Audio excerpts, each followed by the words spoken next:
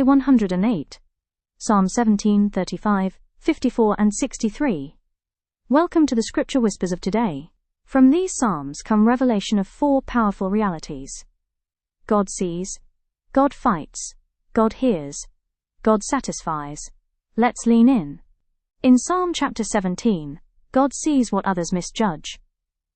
Though you probe my heart, though you examine me at night and test me, you will find that I have planned no evil. My mouth has not transgressed.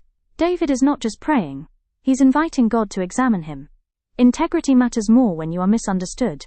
Sometimes, the hardest battles are not physical, they are reputational. People misunderstand your silence. They misinterpret your intentions. They question your motives. So you don't need to defend yourself when God has already examined you. David didn't say people know my heart. He said, God, you know my heart.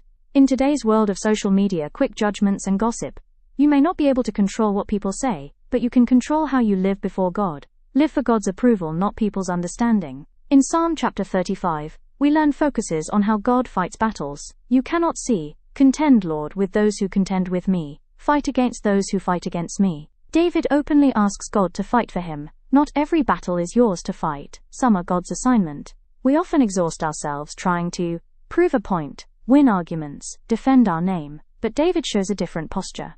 He hands the battle over. There are situations today where you are wrongly accused, someone is quietly working against you, you feel attacked without cause. Instead of reacting emotionally, pause and pray, because God sees motives you don't, and God knows strategies you can't detect. When you stop fighting everything, you give God room to fight for you. Then in Psalm chapter 54, the main idea is God hears, even when you feel exposed. Surely God is my help, the Lord is the one who sustains me. David wrote this when he was betrayed. People revealed his hiding place. God remains your help even when people fail you. Betrayal has a unique kind of pain. It comes from those you trusted. It leaves you feeling exposed and vulnerable. Yet David doesn't collapse. He declares, God is still my help. Friends may disappoint you. Family may misunderstand you. Support systems may fail. But your stability should never be built on people alone. Even when support systems collapse, God sustains. God satisfies what success cannot is the verse I chose to linger on in Psalm chapter 63. You, God, are my God. Earnestly I seek you. I thirst for you. My whole being longs for you. In a dry and parched land where there is no water, I will be fully satisfied as with the richest of foods. With singing lips my mouth will praise you. David wrote these verses in the wilderness, not in comfort. Spiritual hunger is often born in uncomfortable places. We assume satisfaction comes from achievement, wealth, or comfort. But David says, even in the wilderness, my soul is satisfied. Today, many people are busy but empty, successful but restless, connected but lonely.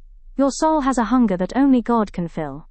And sometimes God allows wilderness seasons so you can discover that truth. What you are truly thirsty for is not things, it is God. So today, as you go about your life, carry these 4 whispers with you. When you are misunderstood, God sees you. When you are under attack, God fights for you. When you feel abandoned, God hears you. When you feel empty, God satisfies you. You may not always hear loud answers from God, but in the quiet moments, in scripture, in reflection, you will hear the whispers. And those whispers are enough to guide, strengthen, and sustain you. Take a moment today. Reflect on one of these psalms. Speak one of these whispers over your life, and trust that God is already at work, even when you cannot see it.